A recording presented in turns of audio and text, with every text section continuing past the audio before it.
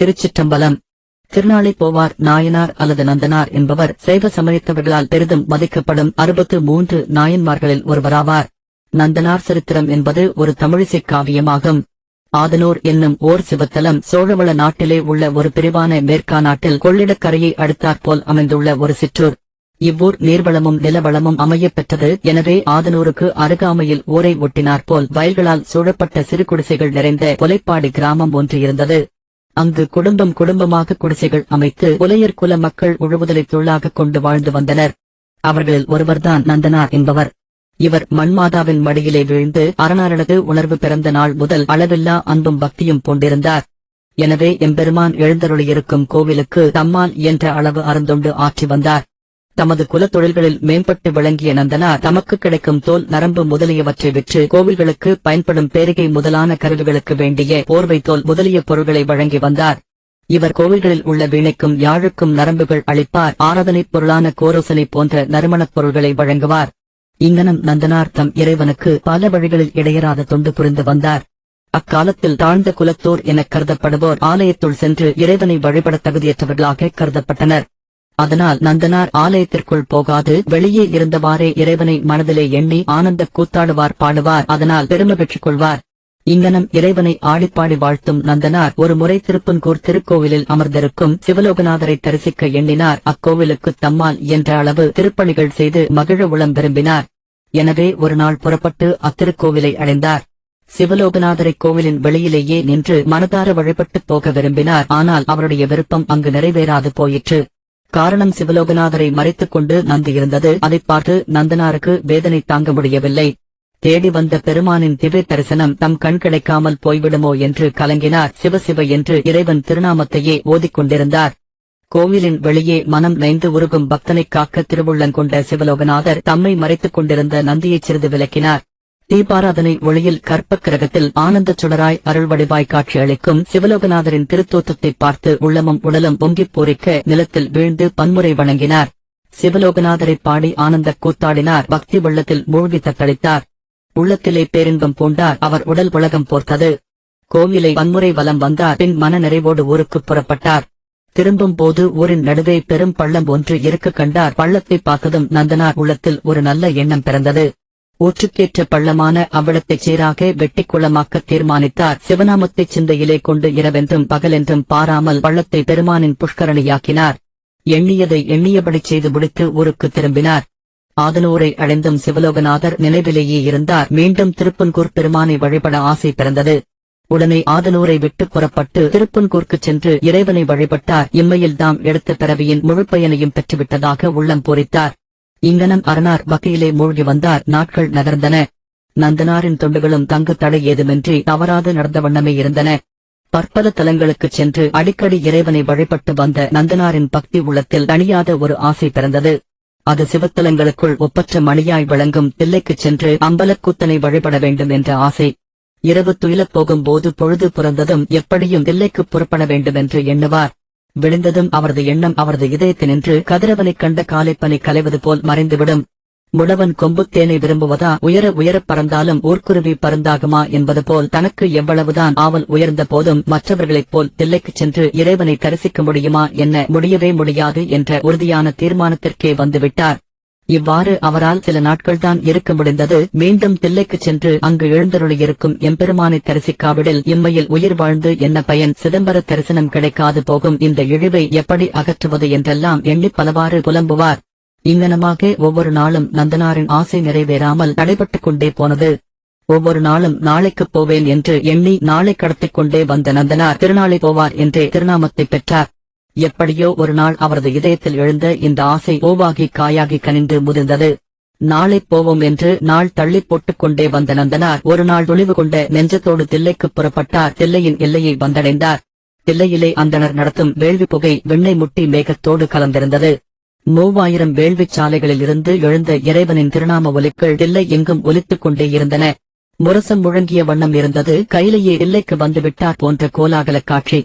இவற்றை எல்லாம் பார்த்த நந்தனாருக்கு கையும் ஓடவில்லை, காலும் ஓடவில்லை. எல்லையிலேயே அப்படியே சிலை போல் நின்றுவிட்டார். தில்லையின் எல்லையில் நின்று கொண்டிருந்தவர் தமக்கு நகருள் சென்று கோவிலைக் காணும் தகுதி இல்லை என்பதை உணர்ந்து உளம்பாடினார்.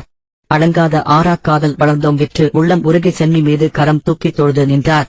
தில்லையைக் கண்ட களிப்பில் அவர் உடல் இன்பநாதம் எழுப்பும் யாழ் போல் குழைந்தது. உள்ள களிப்பு கூத்தாட நகரை பன்முறை வலம் வந்தார்.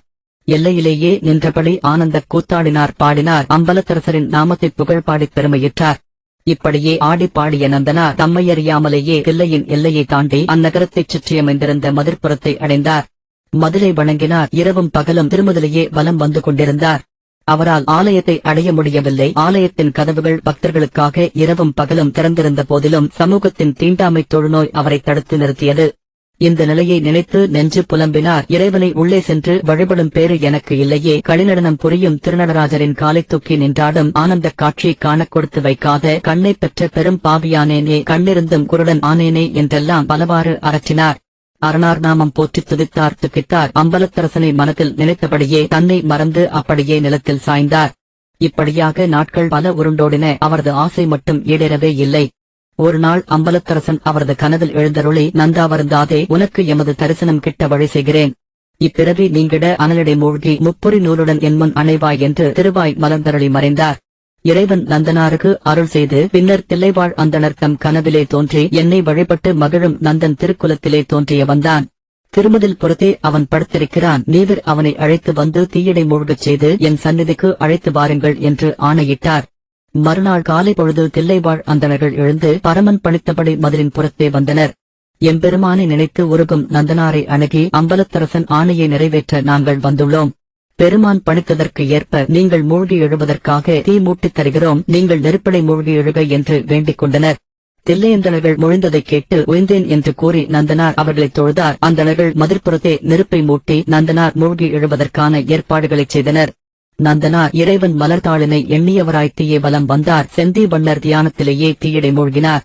நெருப்பிலை மூழ்கி எழுந்த நந்தனார் பால் போன்ற மேனியும் திருவெண்ணீற்று ஒளியும் உருத்திராட்ச மாலையும் முப்புரி நூலும் விளங்க தூய முனிவரைப் போல் சடைமுடியுடன் கோடி சூரிய பிரகாசத்துடன் வெளியே வந்தார். நந்தனார் அனலிடை மூழ்கி எழுந்த காட்சி செந்தாமரை மலர் மீது தோன்றிய பிரம்ம தேவரைப் போல் இருந்ததாம். நந்தனாரின் அருள் வடிவத்தைக் கண்டு தில்லைவாழ் அந்தணர்கள் அகமகிழ்ந்தனர். அவரை வாழ்த்தி வணங்கினர். வானவர் மலர் மாறிப் பொழிந்தனர். சிவகணங்கள் வேதம் முழங்கி நான் மறைகள் ஒலித்தன. அந்தணர் வழிகாட்ட முன் சென்ற நந்தனார் கரங்குவித்து ஐந்தெழுத்து மந்திரத்தை ஓதிக்கொண்டே ஆளுகின்ற கூத்தபிரானின் திருமுன் சென்றார்.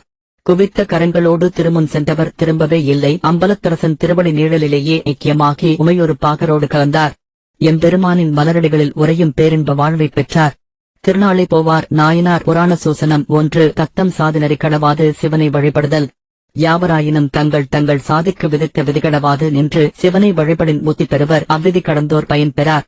இத்திருநாளைப் போவார் நாயனார் தாம் முற்பிறப்பில் செய்த புண்ணிய மிகுதியினாலே சிவனிடத்து மெய்யன்பு உடையராகி தாம் இழிவாகிய புலையர் குலத்திற் பிறந்தமையால் அதற்கு ஏற்பச் சிவனுக்குத் தொண்டு செய்தலே முறைமையாம் என்று சிவாலயங்கள் தோறும் பேரிகை முதலிய ஒருமுகக் கருவிகளுக்கும் மிருதங்கம் முதலிய இருமுகக் கருவிகளுக்கும் வீணைக்கும் யாழுக்கும் தோலும் வாரும் நரம்பும் அர்ச்சனைக்குக் கோருசனையும் கொடுத்தலும் ஆலயங்களின் திருவாயிற்புறத்திலே நின்று கொண்டு ஆனந்த மிகுதியினாலே கூத்தாடிப் பாடுதலும் செய்தார். இவை எல்லாம் தம்பளது இடையராத மெயின்போடு செய்தமையால் அன்றோ சிவன் திருப்புன்கூரிலே இவர் விரும்பியபடியே தமக்கு முன் உள்ள இடபதேவரை விலகச் செய்து இவருக்கு காட்சி கொடுத்தருளினார். சூசனம் 2. சிதம்பர தரிசனம். சிவஸ்தலங்கள் எல்லாவற்றுள்ளும் சிதம்பரமே மேலானது. அது தில்லைவாழ்ந்தனர் புராணத்துச் சூசனத்தில் விரித்துரைக்கப்பட்டுள்ளது. இந்த ஸ்தலத்திற் கனகசபையின் கண்ணே கருணாநிதியாகிய சபாநாயகர் செய்தருளும் ஆனந்த நிறுத்தத்தை மெய்யன்போடு தரிசித்தவர் முத்தி பெறுவர். பல சிவஸ்தலங்களுக்கும் போய் வணங்கி திருப்பணி செய்தலே தொழிலாகக் கொண்ட இந்நாயனாருக்கு சிதம்பர தரிசனத்திலே வேட்கை மிக்குற்றது. இவ்வேட்கையின் மிகுதி அது விளைந்த அன்றிரவு இவருக்கு நித்திரை இன்மையானும் மற்ற நாள் இவர் தில்லைக்குச் சென்றும் கோவில் உள்ளே புகுதல் தமது சாதிக்கு புறம்பு என்று நினைந்து போகாதொழிந்தாராயினும் அவ்வாசை குன்றாது மேன்மேலும் வளர்தல் பற்றி நாளை போவேன் என்று பல நாள் கழித்தும் ஆசையை அடக்கல் கூடாமையால் பின் தில்லையின் எல்லையை அடைந்தமையானும் தெளியப்படும். இவ்வாறு மிக ஆசையுடன் சென்றும் தில்லையினுள்ளே வேதவிதிப்படி ஓமம் செய்யப்படுதலைக் கண்டு உட்புகாதொழிந்து இரவு பகல் திருவெல்லையை பலன் செய்து வணங்கினமையால் வேதாகம விதிக்கு அஞ்சி சாதினரை கடவாது நின்ற இவரது பெருந்தன்மை துணியப்படும். பின்னும் இவருக்கு சிதம்பர தரிசனத்தில் ஆசை குன்றாது மேன்மேலும் வளர்ந்தமை பெருவியப்பாமே. இவ்வாறே சிவனிடத்து இடையராது மேன்மேலும் பெருகும் மெய்யன்பினால் வளர்ந்தோங்கிய ஆசையினாலன்றோ கருணாநிதியாகிய நடேசர் இவர் கருத்தை முற்றுவித்திருள திருவிளங்கொண்டு தில்லை மூவாயிரரைக் கொண்டு திருமதிர்புறத்திலே திருவாயிலுக்கு முன் அக்கினி வளர்ப்பித்து இந்நாயனாரை அதிலே புகுவித்து இவர் புலை உடம்பை ஒழித்து பிராமண முனிவடிவம் கொண்டு எழுந்து கனகசபையிற் புகுந்து தமது திருவடிகளை வணங்கிக் கொண்டிருக்கும் பொருட்டு அருள் செய்தார். இதனால் சிவன் தம்மை வழிபடும் அடியார்கள் கருத்தை முடித்தருளுவார் என்பது துணியப்படும். ஆதலால் திருநாவுக்கரசு நாயனார் சிவ புண்ணியங்களை நாம் செய்வது அருமை என்று விரும்பாதொழுதல் குற்றம் என்பதும் இடைவிடாது விரும்பின் சிவனது திருவருளினால் அது முற்றும் என்பதும் இப்பிறப்பின் முற்றாதாயினும் மறுபிறப்பின் முற்றல் நிச்சயம் என்றார். நந்தனார் சரித்திரத்தில் இடம்பெற்றுள்ள சில கீர்த்தனைகளின் தொகுப்புகள் பின்வருமாறு. சிவலோகநாதனை கண்டு சேவித்திடுவோம், என் நேரமும் உன் சந்நிதியிலே நானிருக்க வேணும் ஐயா. ஆடும் சிதம்பரமோ என் ஐயன் கூத்தாடும் சிதம்பரமோ ஏதோ தெரியாமல் போச்சுதே என் செய்வேன். கட்டை கடை தேர வேணுமே கனகசபாபதி தரிசனத்தை ஒரு நாள் கண்டால் கலி தேரும். கனகசபாபதிக்கு நமஸ்காரம் பண்ணடி பெண்ணே, காரணம் கேட்டு வாடி காதலன் சிதம்பரநாதன் இன்னும் வராத காரணம். சங்கரனை துதித்திடு இனி சலனமில்லை என்று பாடு. திருச்சிற்றம்பலம்.